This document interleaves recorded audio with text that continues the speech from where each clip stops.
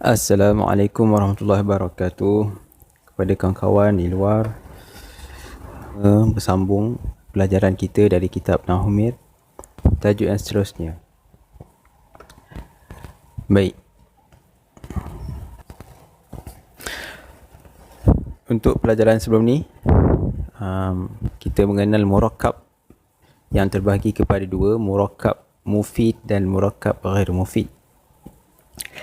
Jadi murakkab mufid, hari ini kita akan melihat kepada pecahan murakkab mufid.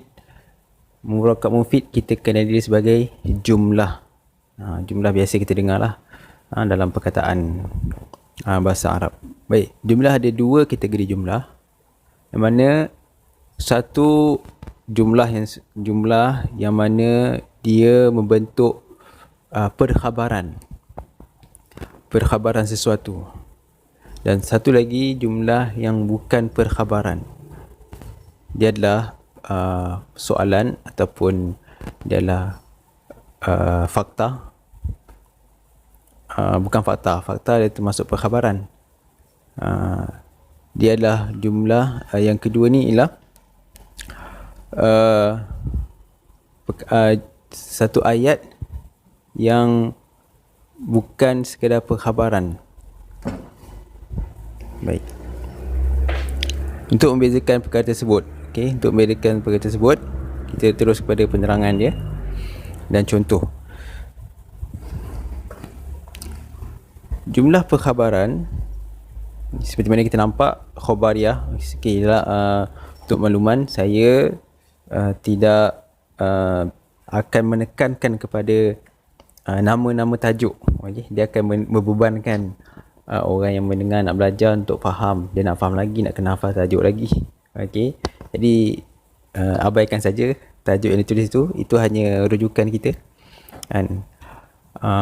Pertama ialah khabariyah dan kedua ialah insya'iyah. Yang kita nak tahu ialah pecahan itu dah ada dalam kepala kita. Kefahaman tu ada dalam fikiran kita. Itu yang penting. Jadi nama dia akan datang kemudian. Baik.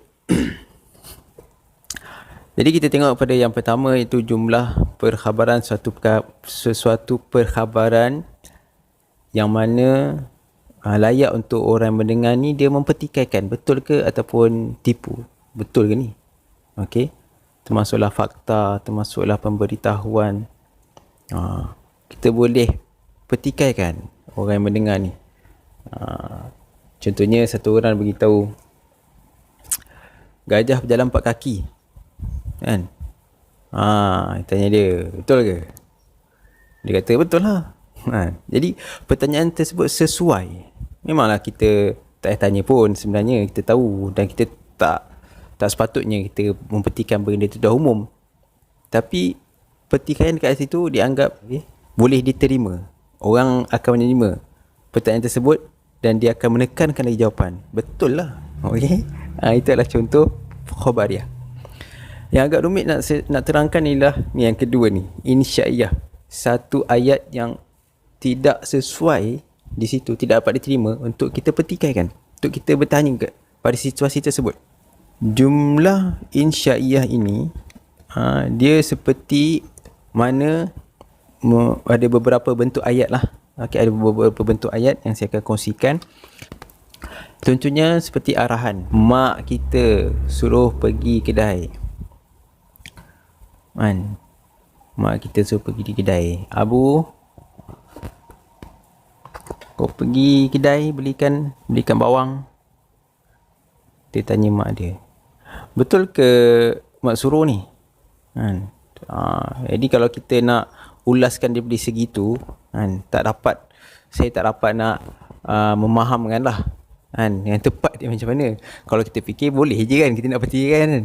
Tapi situasi tersebut bukanlah situasi yang dapat diterima untuk kita mempertikaikan.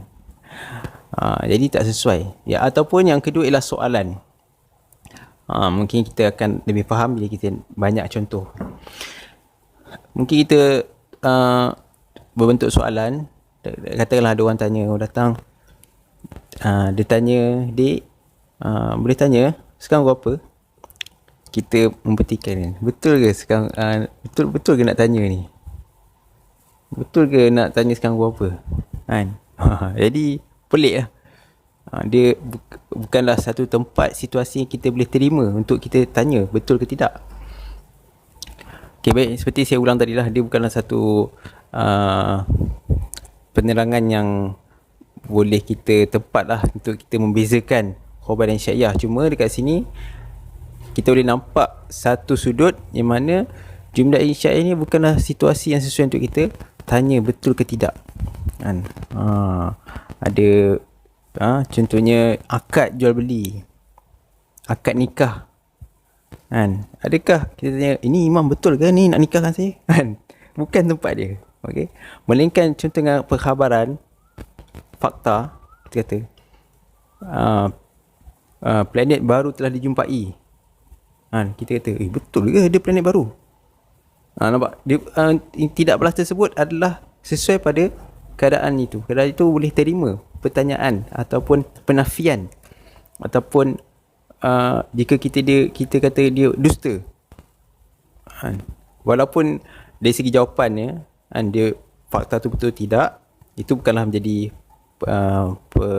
perbincangan kat sini. Yang kita nak cerita kat sini pun penafian kepada pemberitahuan tersebut dianggap sesuai. Kesesuaian tu pada situasi tersebut. Boleh faham Kita kena tengok pada sudut pada sudut situasi lah. Situasi tersebut sama ada ia sesuai untuk kita mempertikaikan, mengatakan ia dusta, ataupun tidak sesuai. Baik. Jadi harap dapat faham. Kalau tak faham, ulang lagi dan cuba dapatkan ke mana poin dia. Kalau kita dapat tangkap mana poin yang nak diberitahu tu, dia akan jadi senang, mudah faham. Tapi kalau kita tengok dengan secara umum sama je, okay? Kita kena dengar lagi sampai kita dapat lebih halus mengenal pasti apakah perbezaan ni. Baik, setakat itu saja perkongsian untuk hari kali ini. Semoga dapat Allah Ta'ala buka kefasihan kepada yang berkata dan kefahaman yang mendengar, dan kita dapat sebarkan manfaat. Baik, Assalamualaikum warahmatullahi taala wabarakatuh.